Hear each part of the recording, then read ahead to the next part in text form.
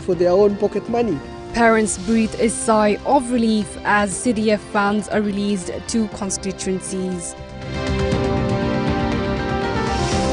Nashukuru kwa sababu hata nilikuwa na mbuzi watatu lakini kwa sababu ya ukame waliweza kufa. Direct Aid donates goats and market stalls in 3 coastal counties.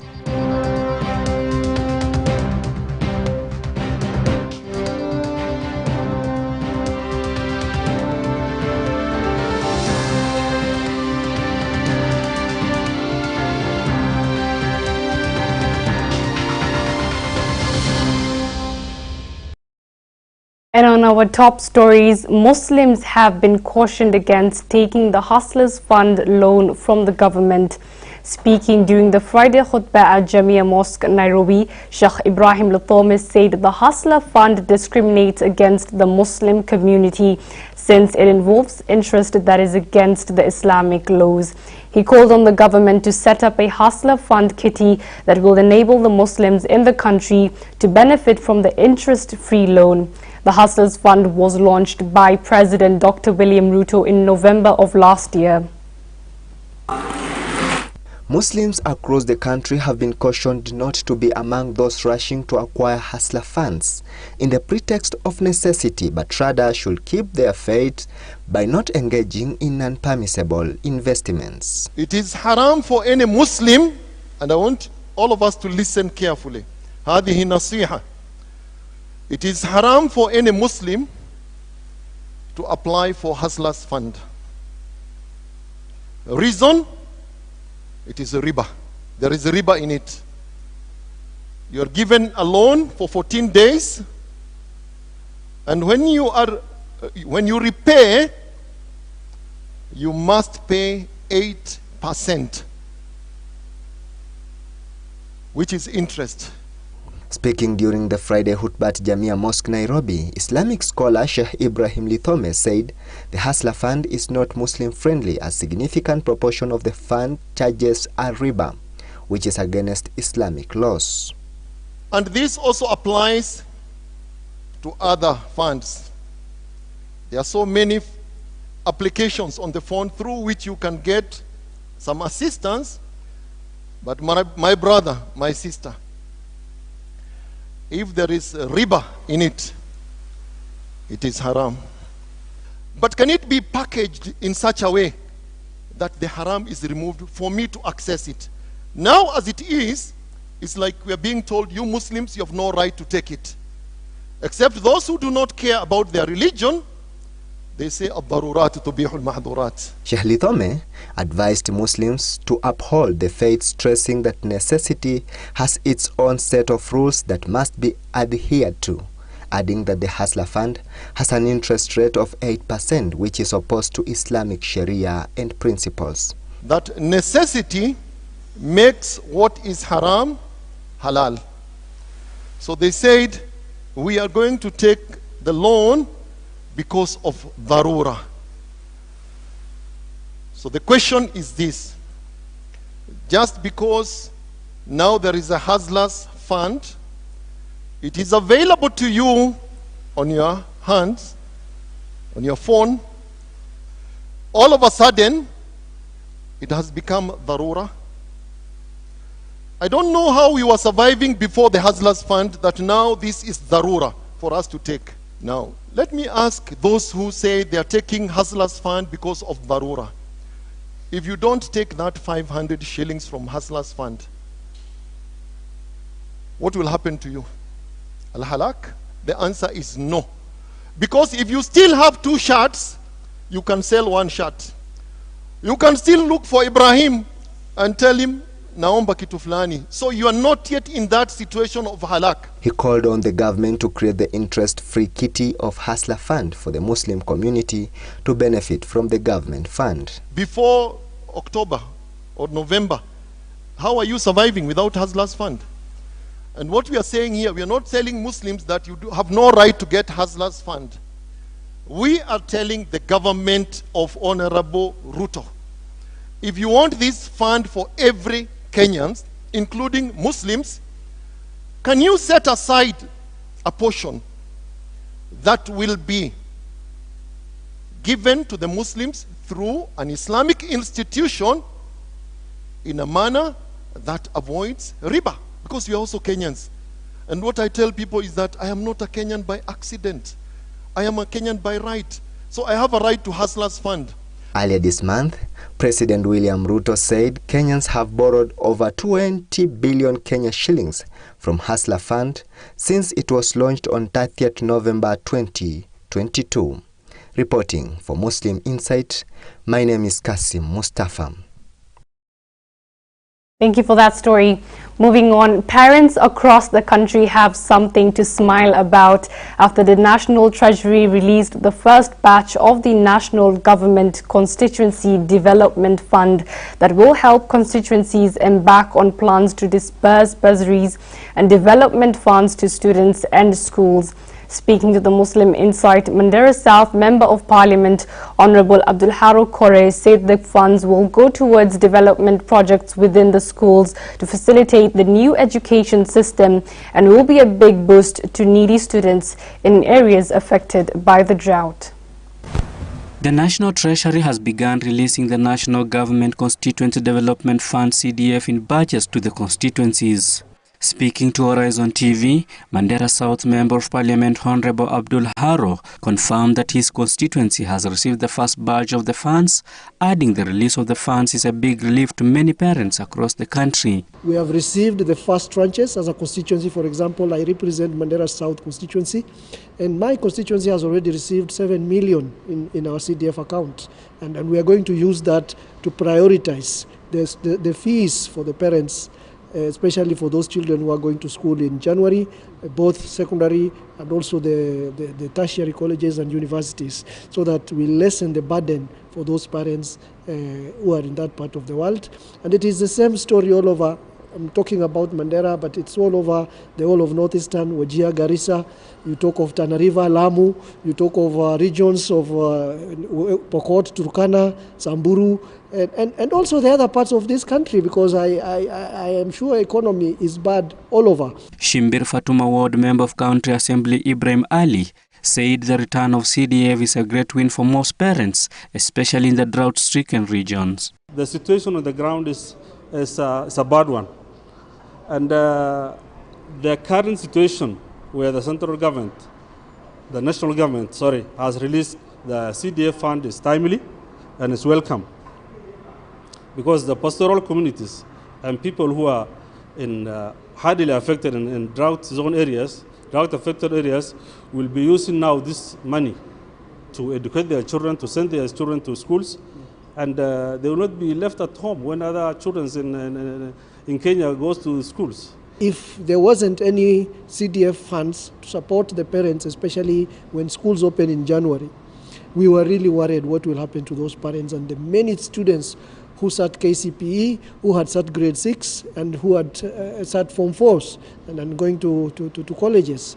According to the lawmaker, the funds will go towards development projects within the schools to facilitate the new education system of CBC that requires huge investments in infrastructure. We have a deadline of up to 13th January. Once we send in our annual plans for 2022-2023, we shall receive the entire tranche for the entire financial year, and we'll have more money for bursaries, we'll have more money for constructing classrooms, especially now we are going fully into the new education system of the CBC. We need extra classes, we need extra laboratories, we need extra facilities for dining halls and what have you, and this money is what we depend on to be able to help the parents not go back into their pockets and make life easy for them.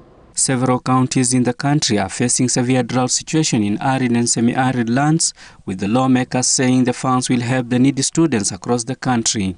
We cannot feed animals and human beings, the children, together and educate them at the same time. So animals which we used to sell and pay for their fees is gone. It's high time people realize CDF is a very important kitty. Some people have been politicizing CDF and thinking that it is money the MPs use for their own pocket money. No, this is money that is supposed to help our constituents, the poor constituents in the rural areas. Reporting for the Muslim Insight, I am Aban Shihemi.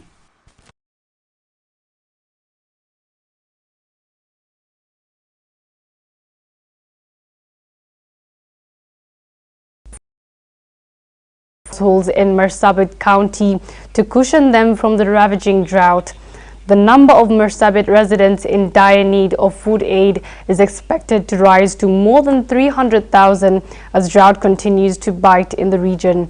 Jamia Mosque Nairobi, in partnership with the Isiolo-based non-governmental organization Star of Hope Association, distributed food to over 800 families in Moyale, Marsabit County. The food distribution program was funded by KCB Sahel Bank.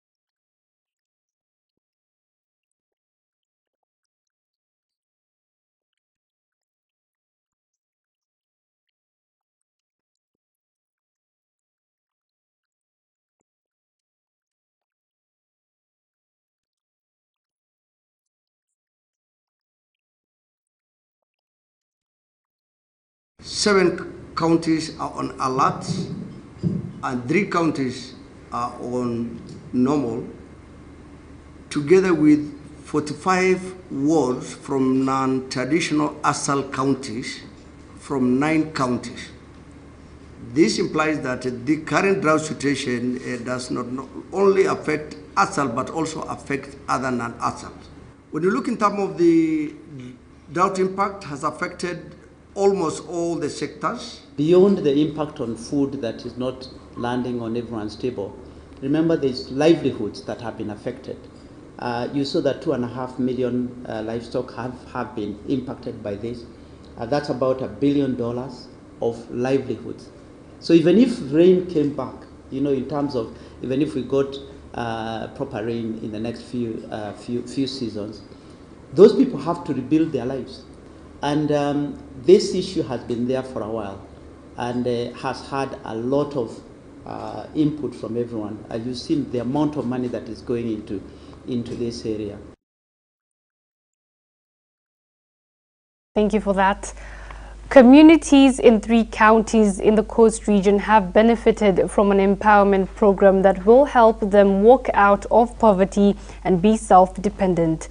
The communities in Kilifi, Lamu and Tana River received goats and market stalls in a bid to help them create job opportunities and eradicate poverty. The program by Direct Aid Kenya distributed 450 goats and constructed 90 stalls for the beneficiaries. Selected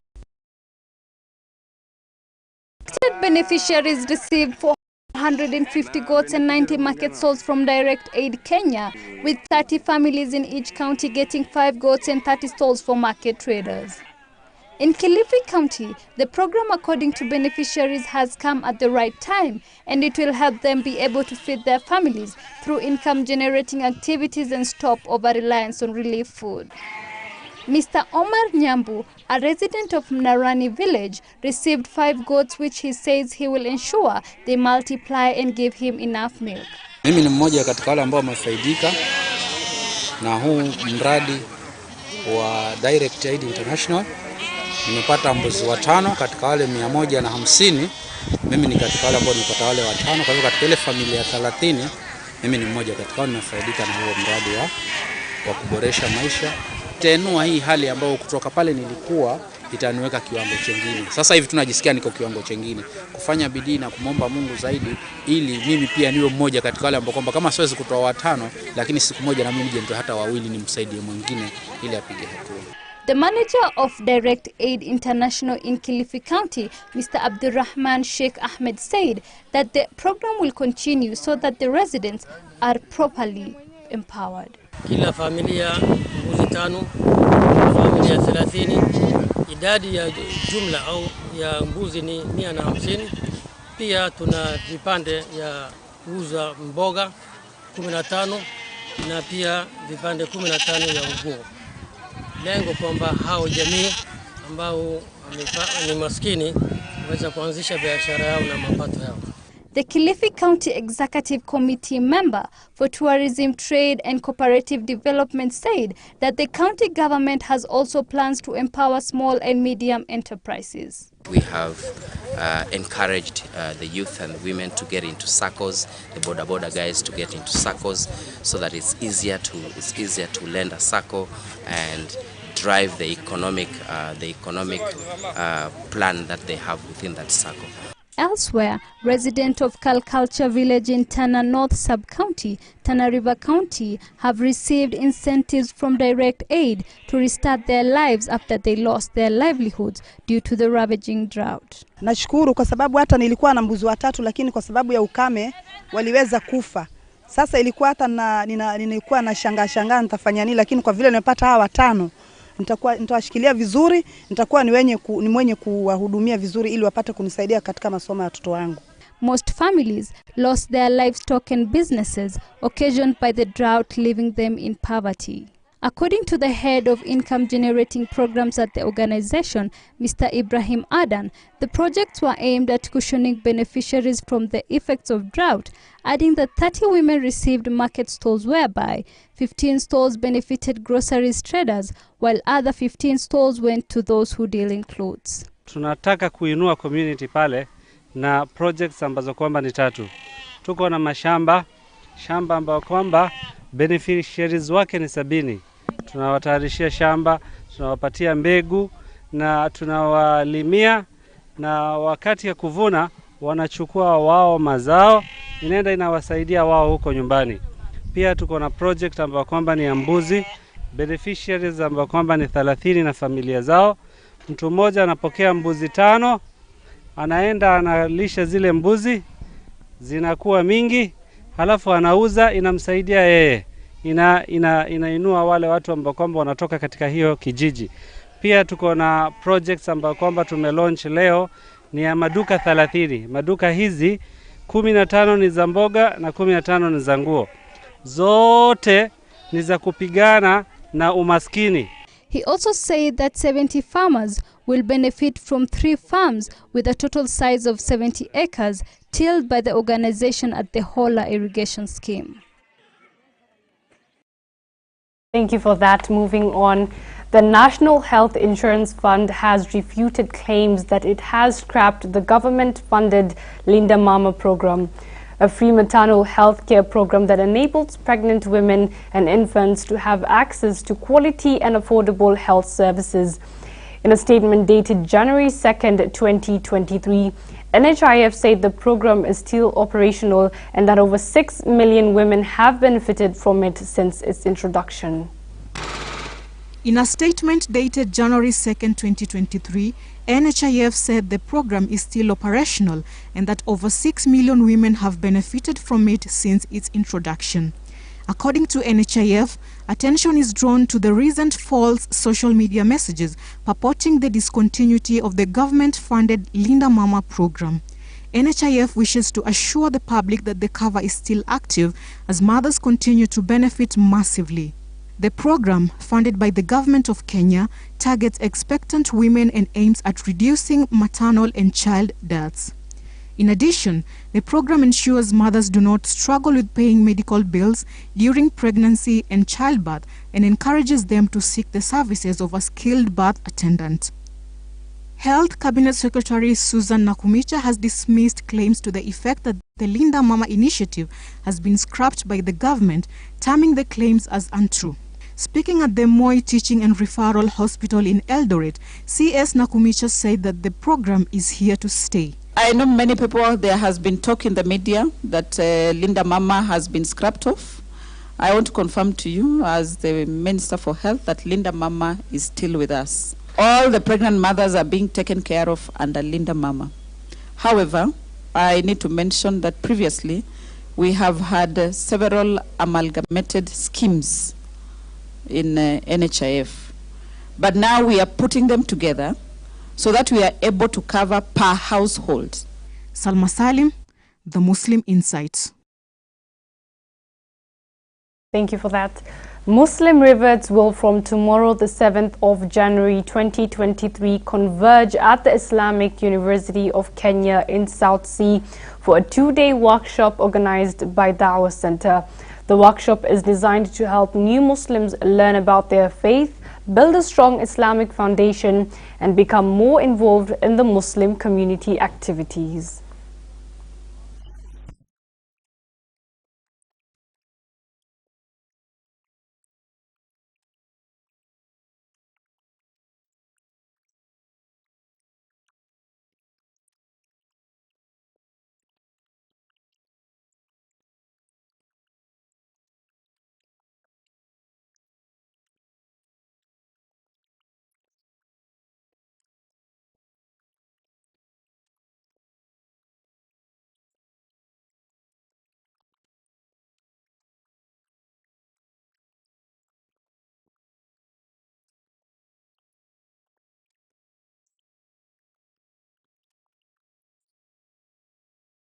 Thank you for that. It seems we've come to the end of our first first session of the day. But I'll be back with the review of the Friday Bulletin. Joining me will be Mr. Musa Mwale, the director of the Maslaha Mediation Center. Once again, thank you so much for staying with us here on Horizon TV.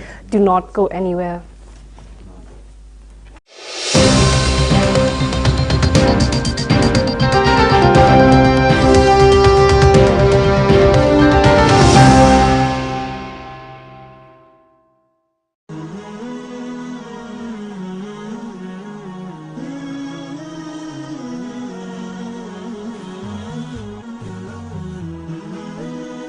Horizon TV, the beacon for the nation.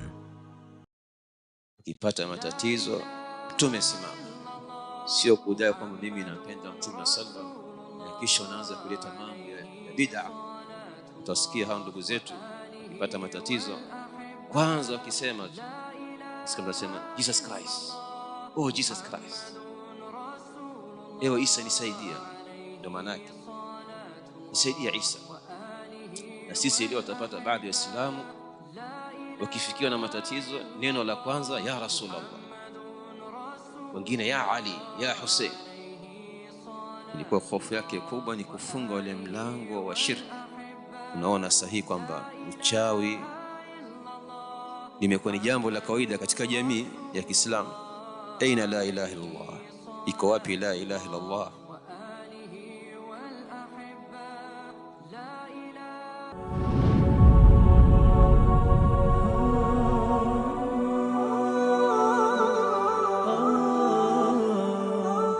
قال تعالى في محكم تنزيله بعد أعوذ بالله من الشيطان الرجيم Ninasaha kutoka pwani. هذا الدين قال الله قال الرسول قال الصحابة هم أولو العرفان. انتهى. Ili kuongoza kwenye njia iliyonyoka. Sikizeni hadithi hii ya Mtume alayhi salatu wasalam. Hakuna atakayeweza kumfungia mtu mlango ambaye Mwenyezi Mungu aliyemfungulia. Kuimarisha imani yako. Thabbit qulubana ala dinik wa ala ta'atik. Ungana na mashekhi wetu kutoka pwani kwenye mimbar. Mimbar zinamwakilisha Mtume sallallahu alayhi wasallam. Ni Jumamosi na wakati saa 3 usiku katika Horizon TV, runinga uipendayo. Uislamu ambao ni maarufu kwetu sisi ni Uislamu ambao ulioletwa na Bwana Mtume sallallahu alaihi wasallam. Ni risala alotuachia mtume wetu mtukufu yenye kutuongoza kwenye njia ya kumridhisha Muumba na kujenga imani zetu. Na risala hii haikuletwa ila kwa mtume wa mwisho vile vile ambaye ni Mtume Muhammadin sallallahu alaihi wasallam. Ni mirathi ya mitume inayotupa mwelekeo kwenye dini ya Kiislamu. Ungana na Sheikh Saad Ahmed upate kufahamu ujumbe alotuachia mtume wetu sallallahu alayhi wasallam kila siku ya Alhamisi kwenye Horizon TV.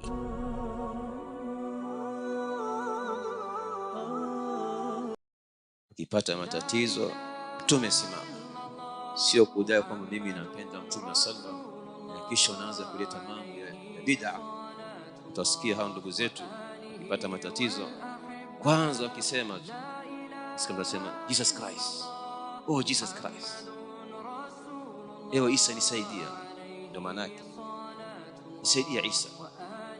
Na sisi leo tutapata baadhi ya Waislamu wakifikiwa na matatizo, neno la kwanza ya Rasulullah, wengine ya Ali, ya Hussein. Ilikuwa hofu yake kubwa ni kufunga wale mlango wa shirki. Unaona sahihi kwamba uchawi limekuwa ni jambo la kawaida katika jamii ya Kiislamu. Aina la ilaha illallah, iko wapi la ilaha illallah?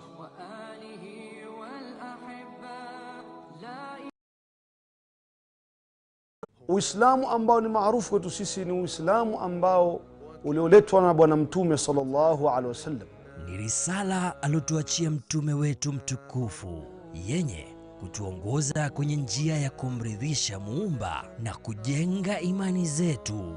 Na risala hii haikuletwa ila kwa mtume wa mwisho vile vile, ambaye ni Mtume Muhammadin sallallahu alaihi wasallam. Ni mirathi ya mitume inayotupa mwelekeo kwenye dini ya Kiislamu. Ungana na Sheikh Saad Ahmed upate kufahamu ujumbe alotuachia mtume wetu sallallahu alayhi wasallam kila siku ya Alhamisi kwenye Horizon TV.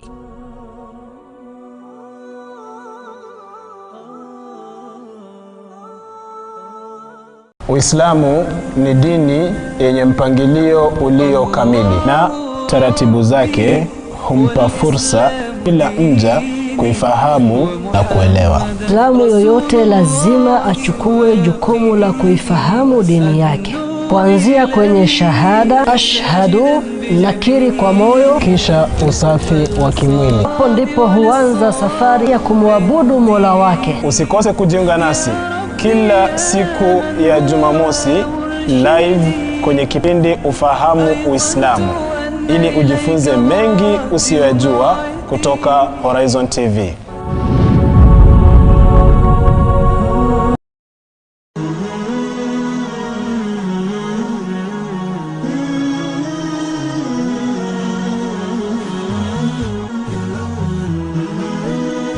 Horizon TV, the beacon for the nation.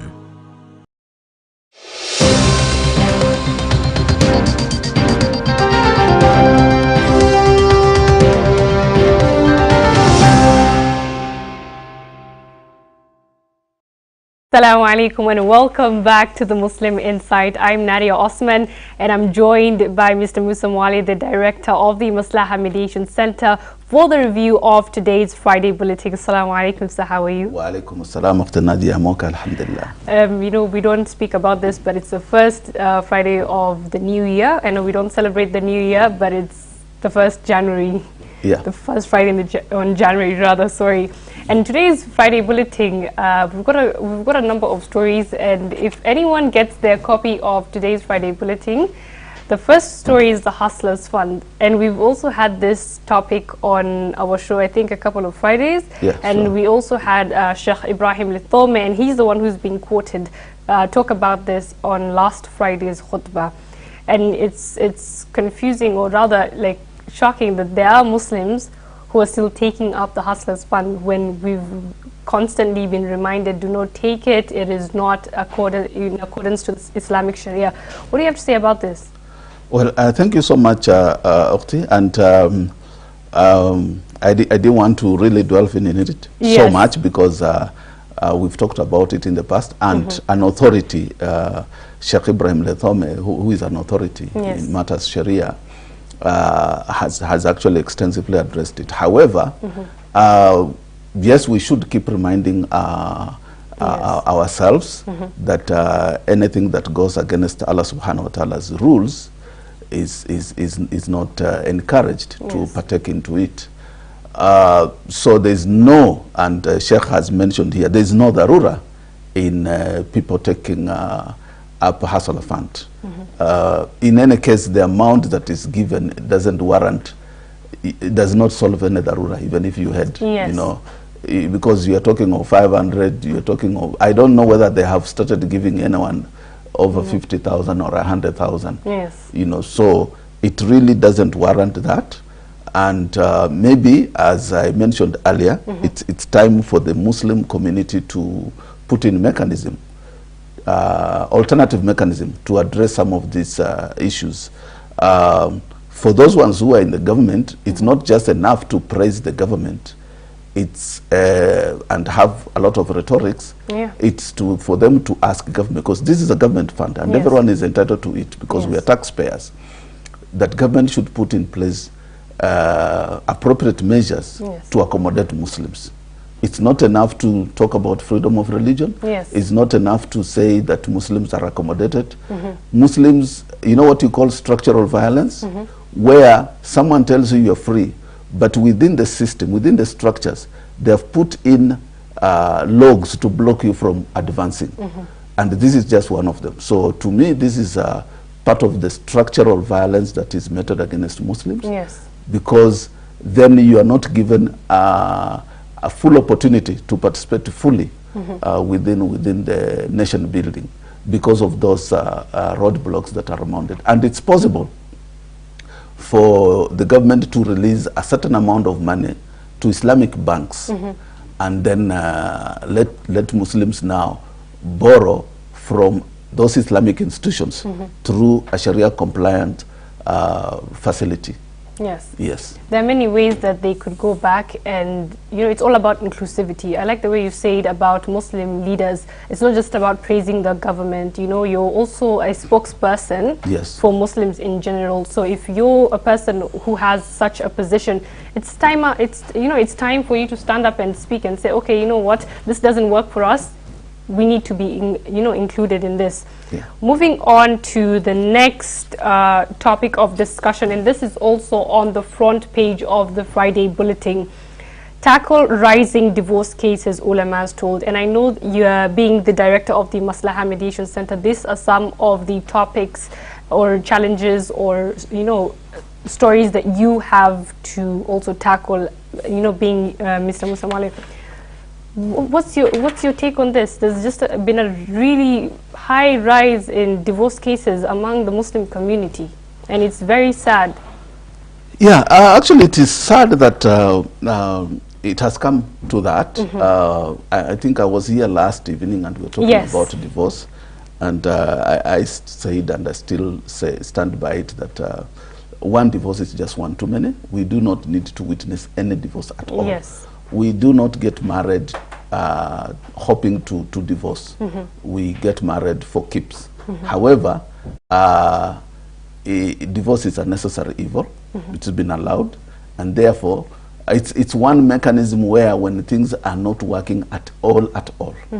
But I think people are rushing into divorce. But also there are quite a number of things that lead to divorce. So we cannot just look at the divorce, the numbers alone. We need to look at what are the issues. And some of these issues are, of course, contributed generally by the community. That we do not have structures in place to address marital discord. We do not have structures in place. We do have structures, but maybe they are not loud enough, they are not enough. To tackle all the issues within the marriage before marriage and within marriage. But we also have a lot of new lifestyles that are contributing to this.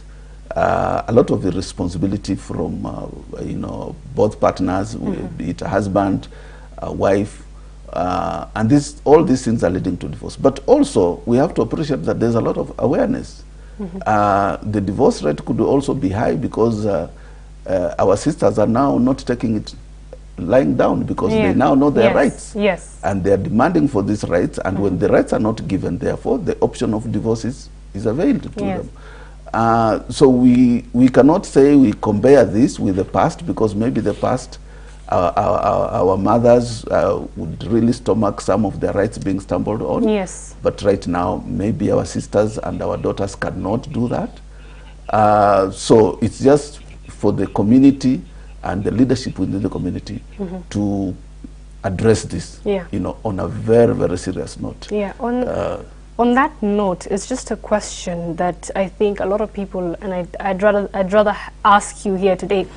Don't you think that there is a high number of divorces, and we can say, okay, there's a high number of divorces, but a lot of marriages are taking place, but that's not reaching the office of the Chief Qadi, But what's reaching the office of the Chief Qadi are the divorces. and we can say, okay, a lot of people are getting married but are not, you know, recording it, but what they are recording is the number of divorce cases. You're quite right.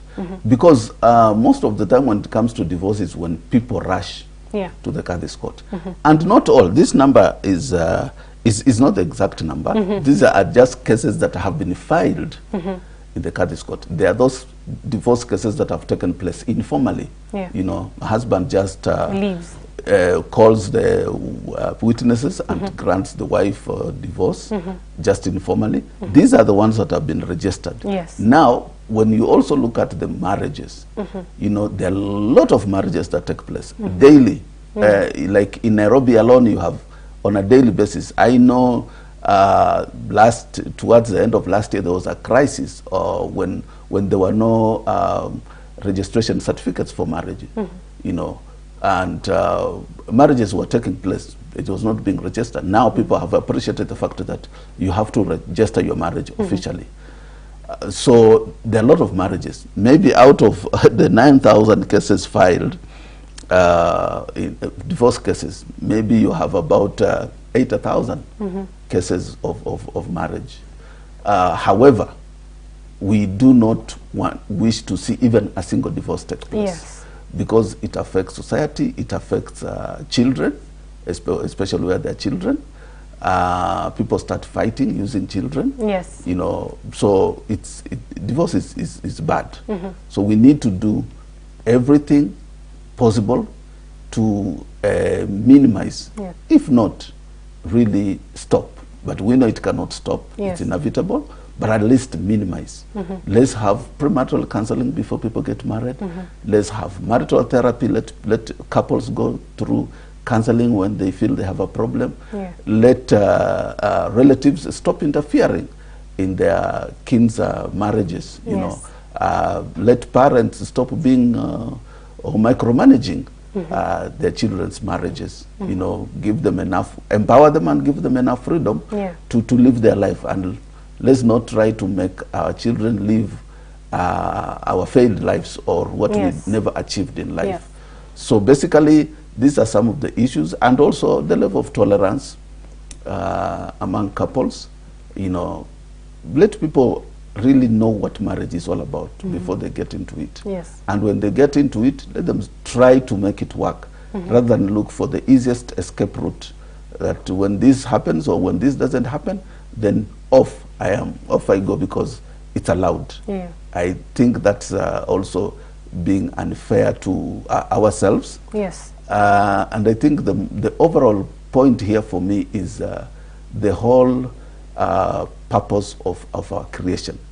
And of course, marriage being one of the ibadah within the bigger picture of ibadah, then we take it as ibadah.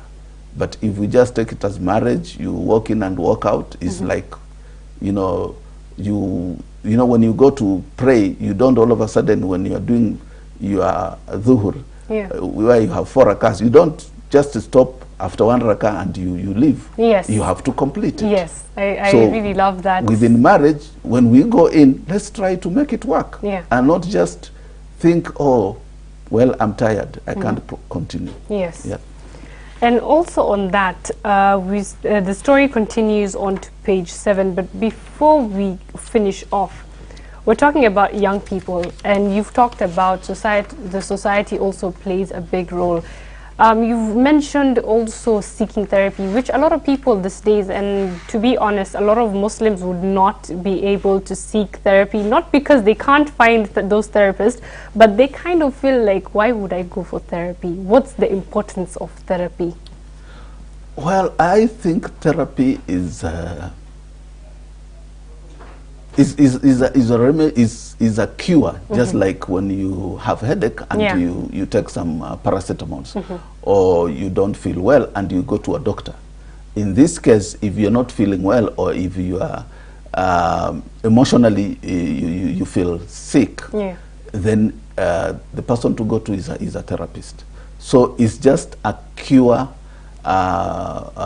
measure, like any other cure. So if you try to avoid going through therapy when you have an emotional challenge, it's like you are hurting somewhere, you are hurting, physically hurting, you have a headache, you have a stomach problem, yes. and you just ignore, you don't want to go to a doctor. What will happen? It will worsen. By the time you go to a doctor, they tell you you should have been here before. Yes. It is at the level where we cannot reverse it anymore. Yes. So that happens in terms of marriage. That, and especially I must commend our sisters, but at the same time also urge them to always seek, because they take in so much for so long. By the time they realize that they have to go for therapy, they've already made up their mind, because they are already on the edge. Yeah. You know, it cannot be reversed. Yes. However, if you seek therapy early enough, you know, in your first year of marriage, it could be even in the first month or 2 months or 3 months. Yes. If you notice anything, please seek professional help. And there is no shame in and seeking help. There's no shame in seeking help. Yes. The Swahili say, you know, mficha uchi hazai. So if you hide your you know, those issues, those challenges, the next thing we hear is that either you have fought and hurt each other, or even some have killed each other. Yes. Then you start saying, yeah, we saw some signs, Yeah. you know. And I had, I in some social media group, there was a post that I came across that the way men relate to each other as friends, it's not like the way ladies do. Ladies open up a lot to each other, and they help each other, not professionally, but at least because of that group therapy. But men don't. So one of, I think there were 4 friends, and just after some time, one of them committed suicide. And all of them are wondering, how come we've been talking and watching football together, and, and we've been happy. We didn't see this coming, because men don't disclose about their challenges, their issues. They keep it to themselves. So the only other remedy, once you really get overwhelmed, is people lose that sense of direction, and they lose the sense of themselves, and they resort to the next available means, which sometimes is either killing their loved ones and killing themselves, you know, or doing something, other terrible things, you know, harming and all that kind of stuff. Or for Muslims, even some of them might resort to even drinking, you know, or promiscuity. Because they're looking for an escape route. So before you reach that level, please consult a professional therapist to help you go through the pain. Thank you so much for that, Mr. Musa. And before we move on, rather while we're moving on to the next topic of discussion, something that kind of relates to what we were talking about. Being Muslim, there are sunnahs of the Prophet ﷺ that we follow. And one of the sunnahs of the Prophet, and you know, just the way the Prophet's character was, he was a humble person, he was a good husband, you know. And on page 4 of the Friday Bulletin, we have 10 romantic sunnahs of the Prophet, peace be upon him. And they're listed down there, and in case for the men watching, you know, this kind of gives you like an idea on how to be with your wife. The first one is expressing your love in different ways. Mr. Musa, when you're talking to somebody and you're telling them how to be a better husband, maybe somebody comes to you with an issue, maybe they don't know how to, you know, how to live, you know, well, to be a better husband. Not that they're not good husbands, but how would they be a better husband? And those are some of the things that are listed, and there are, I think, 9 of the romantic sunnahs of the Prophet ﷺ. The first one was expressing your love in different ways. How do you express your love in different ways? One is that it's unfortunate that people don't invest in understanding what marriage is all about. Yes. And these are some of the things, because Islam is a complete way of life. And there's nothing that has been left out, fortunately for us. It's just unfortunate that we do not seek this knowledge. And I know Sheikh Juma Amir, mashallah, has been really on the spot on these issues. But I've also had quite some people talk negatively that, oh, this Sheikh just talks about women. I tell them, that is the basis of family. You know, So some of these things, people feel they're trivial, but they are what make or break marriages. Yes.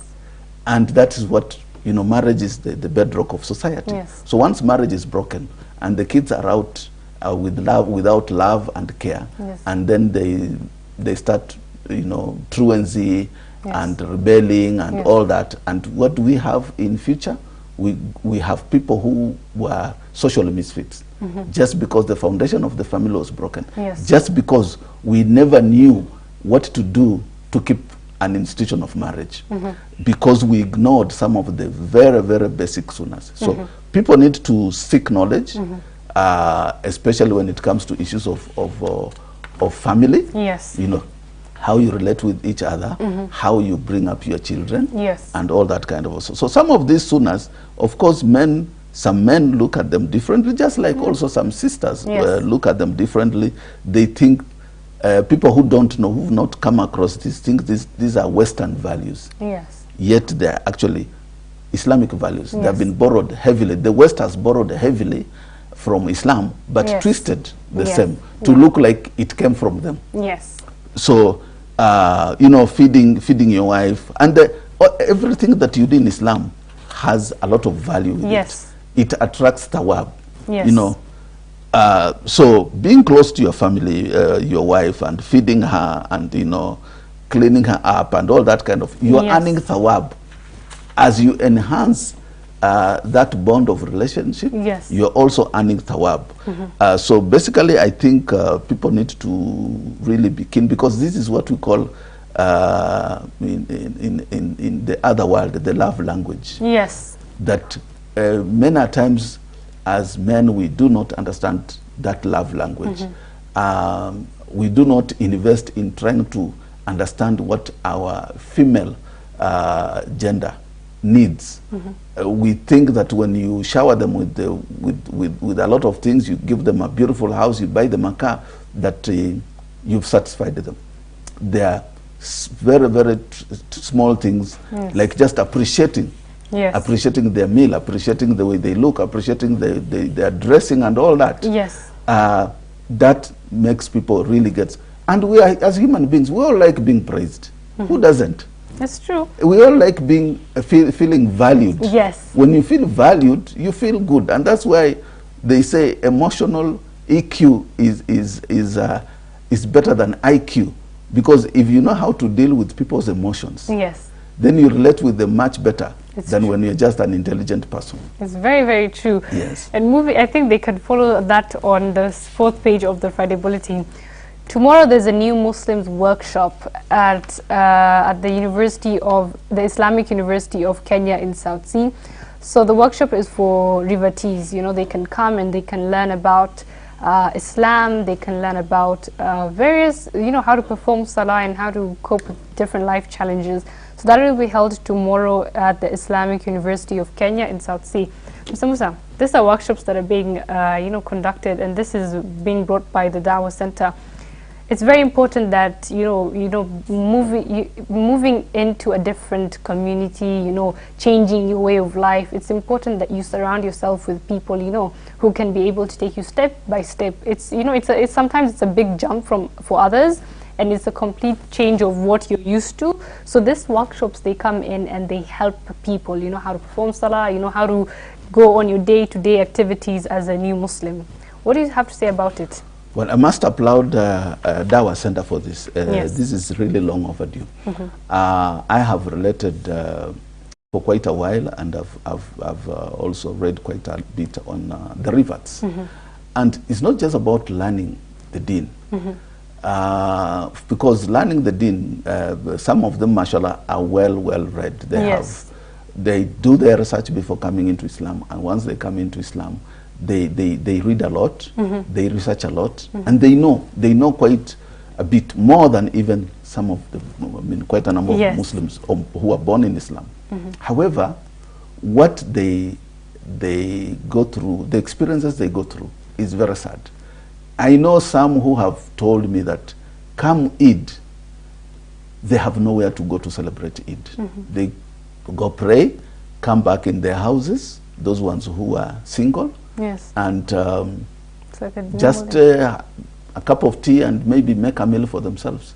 So we do not have an opportunity where we invite them, we integrate them. And that's what it is all about. We sort of leave them. Now that they're Muslims, we meet in the masjid for salah, and that is it. And yet, we say that a Muslim is a brother of the other Muslim. Yes. So I think let's call upon all of us, yes, for lack of a better word, to adopt a revert, so that come Eid, invite them, you know, invite them over to celebrate with you as a family. Yes. And I know there are a lot of challenges, because a lady feels awkward being invited, and she's really not, you know, because some sisters feel, I do not want to invite other women to my house, lest they take my husband. But your husband will not be there. You, the women folk, will be celebrating there when your husband is with his men and all that. Yes. So that has also been really lacking. So what we need, this workshop is good. Yes. And it's not enough to just take them through Salah. Yes. I think they know how to pray. Yeah. It's integrating them fully in society. Yes. Let's involve them. Let's invite them, and not just wait for Eid. Let's invite them for dinner, lunch, when we are going out with our families. Yes. Let's invite them, let them join us, whether they are single, whether they are couples. Yeah. Let's involve them. Let them feel they left the other family, but they have a better family, a better society here. Otherwise, they cannot go back, and like during, of course, these seasons of Christmas and New Year's, you see that they were used to celebrating those things with their families. Now they cannot go back to celebrate, but when it comes to it, they're all lonely. So I think this workshop is really timely. We should have more of those workshops. We should listen to them, and we should integrate them more in society, in our social life, rather than feel, well, they've become Muslims, I've helped them become Muslim, I've helped them learn Quran and Salah, and that is it. No, adopt them. Let them be part and parcel of the bigger society. Yes. Yes. And moving on, and I know we're not going to get on a lot of the topics here today, but you can still read it on the Friday Bulletin. We're moving on to page 7.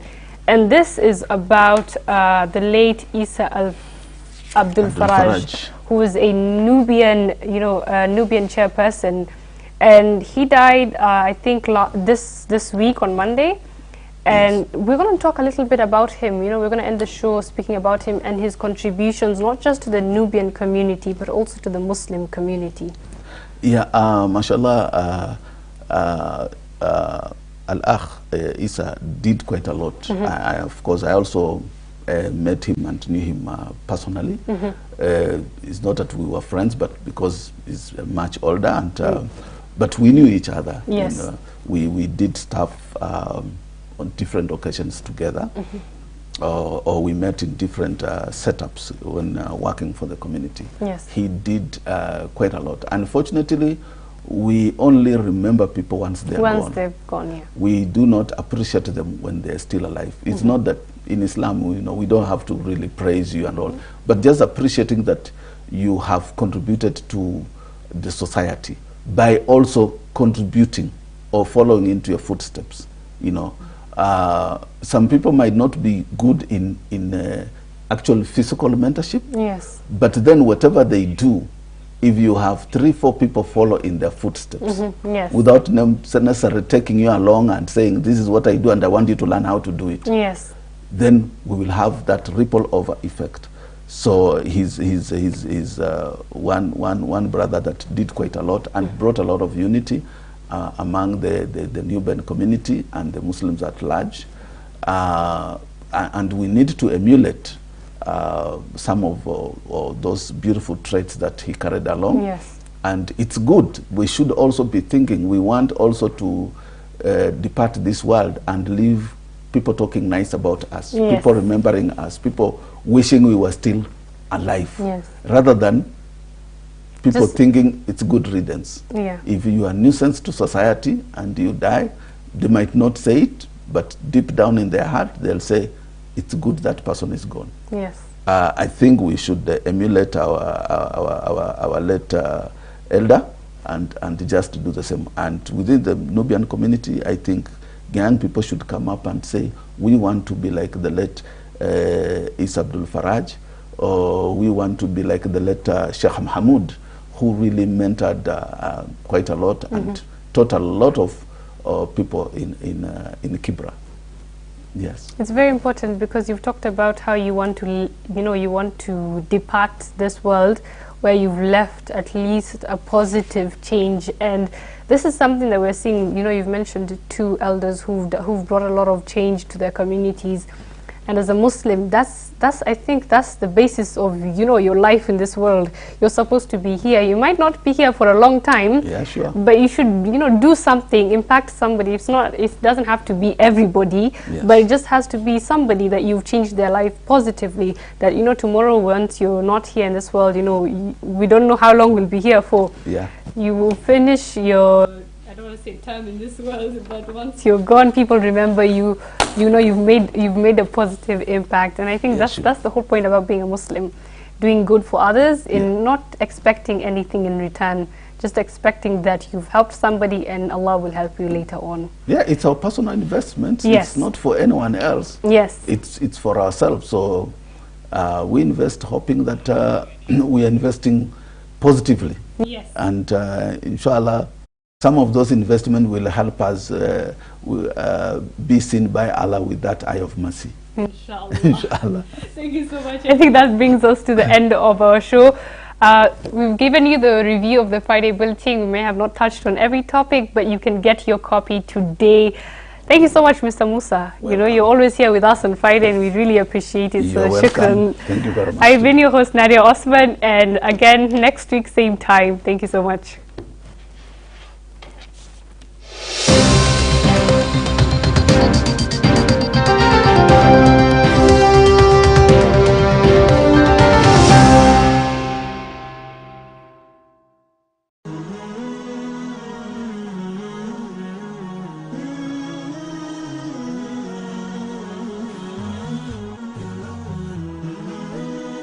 Horizon TV, the beacon for the nation.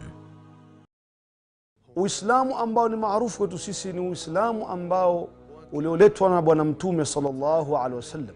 Ni risala alotuachia mtume wetu mtukufu, yenye kutuongoza kwenye njia ya kumridhisha Muumba na kujenga imani zetu. Na risala hii haikuletwa ila kwa mtume wa mwisho vile vile ambaye ni Mtume Muhammadin sallallahu alaihi wasallam. Ni mirathi ya mitume inayotupa mwelekeo kwenye dini ya Kiislamu.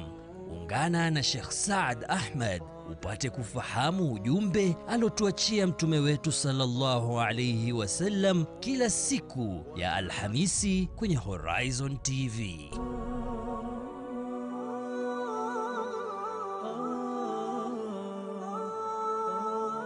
Uislamu ni dini yenye mpangilio ulio kamili, na taratibu zake humpa fursa kila mja kuifahamu na kuelewa. Muislamu yoyote lazima achukue jukumu la kuifahamu dini yake, kuanzia kwenye shahada, ashhadu, nakiri kwa moyo, kisha usafi wa kimwili. Hapo ndipo huanza safari ya kumwabudu Mola wake. Usikose kujiunga nasi kila siku ya Jumamosi live kwenye kipindi Ufahamu Uislamu, ili ujifunze mengi usiyojua kutoka Horizon TV.